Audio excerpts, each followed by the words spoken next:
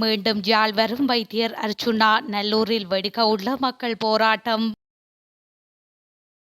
இலங்கையின் தேர்தல் தொடர்பில் வெளியாகியுள்ள இந்திய புலனாய்வு தகவல். மீண்டும் பணி புறக்கணிப்பு போராட்டம். ஆசிரியர் சங்கம் விடுத்துள்ள எச்சரிக்கை.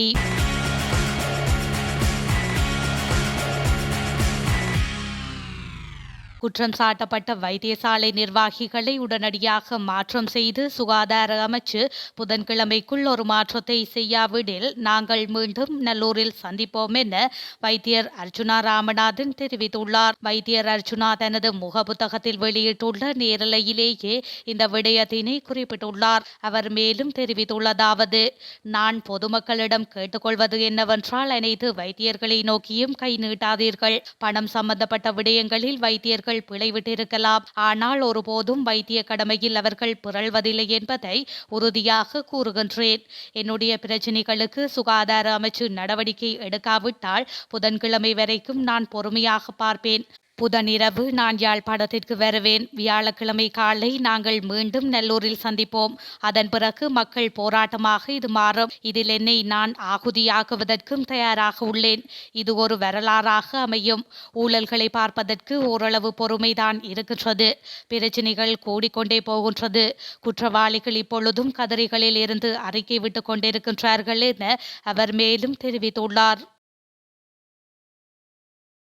எதிர்வரும் 2 வாரங்களுக்குள் சாதகமான தீர்வினை வழங்காவிடின் தொடர் பணி புறக்கணிப்பில் ஈடுபட உள்ளதாக ஆசிரியர் அதிபர் சேவை சங்கம் எச்சரிக்கை விடுத்துள்ளது. குறித்த தகவலை இலங்கை ஆசிரியர் அதிபர் சேவை சங்கத்தின் செயலாளர் மஹிந்த ஜெயசிங்க தெரிவித்துள்ளார். ஆசிரியர் அதிபர் தொழிற்சங்கத்தினருக்கும் நிதியமைச்சின் செயலாளர், கல்வி அமைச்சர், ஜனாதிபதி செயலாளர் ஆகியோருக்கும் இடையிலான சந்திப்பு புதன்கிழமை ஜனாதிபதி செயலகத்தில் இடம்பெற்றுள்ளது. இந்த சந்திப்பு தொடர்பில் இலங்கை ஆசிரியர் அதிபர் சேவை சங்கத்தின் செயலாளர் குறிப்பிட்டதாவது: ஜனாதிபதியின் செயலாளர் தலைமையில் இடம்பெற்ற பேச்சுவார்த்தையில் சாதகமான தீர்மானம் கிடைக்கவில்லை. ஆகவே திங்கட்கிழமை முதல் ஆசிரியர் மற்றும் அதிபர்கள் 2 வாரங்களுக்கு சட்டப்படி கடமையில் ஈடுபடுவார்கள். இவ்விரு வாரங்களுக்குள் சாதகமான தீர்வினை வழங்காவிடின் தொடர் பணிப்புறக்கணிப்பில் ஈடுபடுவதற்கு தீர்மானிப்போம் என்று கூறியுள்ளார்.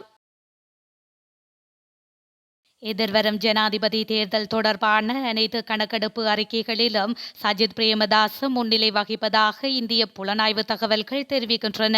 இந்தியாவின் ட்ரோ புலனாய்வு சேவையினால் மேற்கொள்ளப்பட்ட கணக்கெடுப்பின்படி இந்த தகவல் வெளியாகியுள்ளதாக கூறப்படுகின்றது. கம்பஹா மாவட்ட நாடாளுமன்ற உறுப்பினர் அசோக அபேசிங்க வெளியிட்ட அறிவிப்பிலேயே மேற்கண்ட விடயம் சுட்டிக்காட்டப்பட்டுள்ளது. குறித்த அறிக்கையின் பிரகாரம் 2வது இடத்தில் அனுரகுமார திசாநாயக்கவும் 3வது இடத்தில் தற்போதைய ஜனாதிபதி ரணில் விக்ரமசிங்கவும் இருப்பதாக கூறப்பட்டுள்ளது. இதன் காரணமாகவே ஜனாதிபதி தேர்தலை ஒத்திவைக்க பல்வேறு சூழ்ச்சிகளை அரசாங்கம் கையாண்டு வருவதாகவும் அசோக அபேசிங்க கூறியுள்ளார். சாவகச்சேரி வைத்தியசாலைக்கு தான் செல்ல இருந்ததாகவும், ஆனால் அங்கு செல்ல வேண்டாம் என மருத்துவத்துறையின் உயர் அதிகாரிகள் கூறியதாகவும் சுகாதார அமைச்சர் ரமேஷ் பத்ரன் தெரிவித்துள்ளார். நாடாளுமன்ற உறுப்பினர் மனோ கணேசன் வெளியிட்ட முகநூல் பதிவில் மேற்கண்ட விடயத்தை ரமேஷ் பத்ரன் சுட்டிக்காட்டியதாக குறிப்பிட்டுள்ளார். சுகாதார அமைச்சர் ரமேஷ் பத்ரன் யாழ்ப்பாணத்திற்கு விஜயம் செய்ய உள்ளார் என அறிந்ததும் நாடாளுமன்றில் வைத்து அவரிடம் சாவகச்சேரி மருத்துவமனையில் ஏதோ பிரச்சினை இருப்பதாக பேசப்பட்டது. உங்கள் விஜயத்தின் போது அங்கு சென்று பாருங்கள் என கூறியிருந்தேன். பிறகு அவர் அங்கு செல்லவில்லை என அறிந்ததும் அலைபேசியில் அழைத்து, ரமேஷ், யாழில் ஏன் சாவகச்சேரி மருத்துவமனைக்கு செல்லவில்லை? உங்கள் பயண திட்டத்தில் அது அமையப்பெறவில்லையா? அல்லது நிகழ்ச்சி நிரலிடையில் மாற்றப்பட்டதா? அங்கே சென்று பாருங்கள் என்று கூறியிருந்தேனே என்று கேட்டேன். இதற்கு பதிலளித்த ரமேஷ் பத்திரன், சாவகச்சேரி மருத்துவமனைக்கு செல்ல இருந்தேன். சிலர் வேண்டாம் என்றார்கள். மருத்துவத்துறையை சார்ந்த சிலரே இதனை கூறியிருந்தனர். ஆனால் அந்த மருத்துவமனைக்கு 20 மில்லியன் நிதி ஒதுக்கீடு செய்யப்பட்டுள்ளது என அவர் பதிலளித்திருந்தார் என மனோ கணேசன் கூறியுள்ளார். எதிர்வரும் ஜனாதிபதி தேர்தலில் போட்டியிடுவது குறித்து தற்போதைய ஜனாதிபதி ரணில் விக்ரமசிங்க இன்று அறிவிக்கக்கூடும் என எதிர்பார்க்கப்படுகின்றது. கம்பஹா மாவட்டம் கடுவெல பகுதியில் இன்றைய தினம் நடைபெறவுள்ள கூட்டம் ஒன்றில் ரணில் இந்த விடயத்தை அறிவிப்பார் என எதிர்பார்க்கப்படுகின்றது. ஒன்றிணைந்து வெற்றியிடுவோம் என்ற தொனிப்பொருளில் இந்த கூட்டம் நடைபெறவுள்ளது. நகர அபிவிருத்தி அமைச்சர் பிரசன்ன ரணதுங்க இந்த கூட்டத்தை ஏற்பாடு செய்துள்ளார். இந்த கூட்டத்தின் போது எதிர்வரும் ஜனாதிபதி தேர்தலில் போட்டியிடுவது குறித்து அதிகாரப்பூர்வமாக ரணில் விக்ரமசிங்க அறிவிக்கும் சாத்தியங்கள் உண்டு என தெரிவிக்கப்படுகின்றது. எவ்வாறெனினும் இதுவரையில் ஜனாதிபதி தேர்தலில் போட்டியிடுவது குறித்து ஜனாதிபதி ரணில் விக்ரமசிங்க எந்த ஒரு சந்தர்ப்பத்திலும் கருத்து வெளியிட்டதில்லை என்பதும் குறிப்பிடத்தக்கது. ஜனாதிபதி வேட்பாளர்களின் செலவுகளை கடுமையாக கட்டுப்படுத்த தேர்தல்கள் ஆணைக்குழு தீர்மானித்துள்ளது. தேர்தல் செலவுகள் ஒழுங்குமுறை சட்டத்தின்படி ஜனாதிபதி வேட்பாளர் ஒருவருக்கான செலவுகளை ஆணையம் தீர்மானிக்கும். தேர்தல்கள் ஆணைக்குழு, லஞ்ச ஊழல் விசாரணை ஆணைக்குழு, சட்டமா அதிபர் திணைக்களம், காவல்துறை திணைக்களம் மற்றும் பல திணைக்களங்கள் இது தொடர்பில் நீண்ட நேரம் கலந்துரையாடி இணக்கப்பாட்டுக்கு வந்துள்ளன. தேர்தல் செலவுகளை ஒழுங்குபடுத்துவது குறித்து அனைத்து அரசு அதிகாரிகளுக்கும் தேர்தல் ஆணையம் தெரிவித்துள்ளதோடு செலவு வரம்பை மீறும் வேட்பாளர்கள் மீது சட்டப்படி நடவடிக்கை எடுக்கப்படும். இதன்படி லஞ்ச ஊழல் ஆணைக்குழுவினால் அவர்கள் மீது வழக்கு தொடரப்பட உள்ளது. வேட்புமனு தாக்கல் செய்து 5 நாட்களுக்குள் ஒரு வேட்பாளர் எவ்வளவு செலவு செய்ய முடியும் என்பதை தேர்தல் ஆணையகம் அறிவிக்க வேண்டும். இந்த ஜனாதிபதி தேர்தலில் இருந்து தேர்தல் ஒழுங்குமுறை சட்டம் முதன்முறையாக நடைமுறைப்படுத்தப்பட உள்ளமையும் குறிப்பிடத்தக்கது. ஜனாதிபதி ரணில் விக்ரமசிங்கவினால் வர்த்தமானியில் அறிவிக்கப்பட்ட அரசியலமைப்பின் 22ஆம் திருத்த சட்டம் தொடர்பில் ஆளும் கட்சிக்குள் முரண்பாடு ஏற்பட்டுள்ளதாக தெரிவிக்கப்படுகின்றது. தெற்கு ஊடகம் ஒன்று வெளியிட்ட செய்தியில் இந்த தகவல் வெளியிட்டுள்ளது. ஜனாதிபதியின் அதிகாரப்பூர்வ பதவிக்காலத்தை 5 ஆண்டுகளுக்கு நிர்ணயிப்பது தொடர்பில் இந்த திருத்த சட்டம் மூலத்தில் பரிந்துரை செய்யப்பட்டுள்ளது. ஜனாதிபதி மற்றும் நீதியமைச்சர் ஆகியோர் கூட்டாக இணைந்து இந்த அரசியலமைப்பு திருத்தம் தொடர்பில் அமைச்சரவையில் அமைச்சரவை பத்திரம் ஒன்றை சமர்ப்பித்திருந்தனர். இந்த அமைச்சரவை பத்திரத்திற்கு அமைச்சரவை அனுமதி வழங்கியிருந்தது.